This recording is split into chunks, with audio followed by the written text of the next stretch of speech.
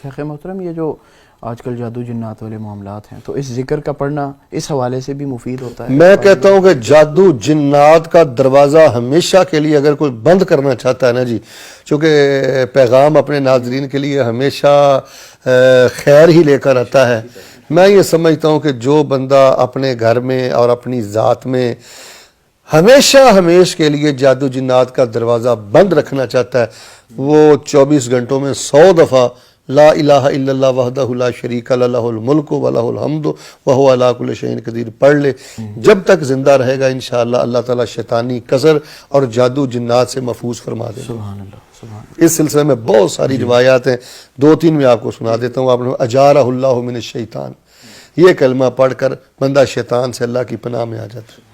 وَكَانَ فِي حِرْزٍ مِّنَ الشَّيْطَانِ، وہ شیطان سے اللہ کی خاص حفاظت میں آ جاتا ہے۔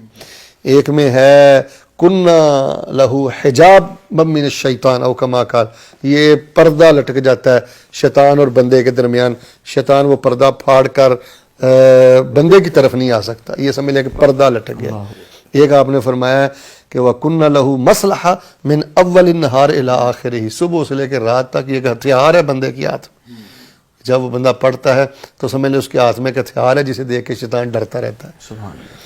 تو جادو جنات کے معاملے میں یہ ممکن ہی نہیں کہ بندہ منیمم اس کو 100 دفعہ پڑھے اور اس پر جادو جنات کا اثر ہو جائے، ایسا نہیں ہو سکتا۔ تو اس لیے جادو جنات کو دور کرنے میں، نظر بد سے بچنے میں، اور شیطانی وسوسات سے بچنے میں، اور شیطانی کثر سے بچنے میں اس کا بہت بڑا کردار ہے۔ سبحان اللہ۔ شیخ محترم اس ذکر کو پڑھنے کے کوئی خاص اوقات اور کوئی خاص تعداد؟ یہ میں نے آپ کو کچھ بتا تو دیا ہے کہ نماز کے بعد پڑھنے چاہیے، پرابلم یہ ہے کہ ہم پڑھتے نہیں۔ اب رسول اللہ 3 دفعہ پڑھتے تھے، فجر کے بعد، ظہر کے بعد، عصر کے بعد، مغرب اور عشاء کے بعد۔ ایک تو یہ وقت ہے، وہ میں نے آپ کو بتلا بھی دیا کیسے پڑھتے تھے۔ پھر عمرے کے بعد پڑھنا چاہیے صفا مروہ پہ 3 دفعہ۔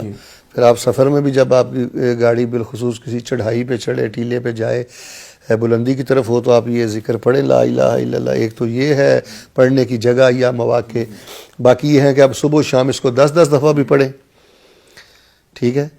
اور اگر آپ اس کو 24 گھنٹوں میں 100 دفعہ پڑھ لیتے ہیں تو یہ بھی درست ہے۔ اگر آپ صبح و شام 100 دفعہ پڑھ لیتے ہیں، یہ تو بڑی خیر اور کمال والی بات۔ اور اگر آپ اس کو اپنا ورد بنا لیتے ہیں، ورد سمجھتے ہیں؟ جی جی، مسلسل، یعنی مسلسل اپنی زبان پہ یہ جاری رہے، لا الہ الا اللہ وحدہ لا شریک لہ لہ الملک ولہ الحمد وہو علی کل شیء قدیر، تو پھر انشاءاللہ آپ کل قیامت کے روز ذاکرین اللہ کثیرہ کی صف میں شامل ہوں گے۔ سبحان اللہ۔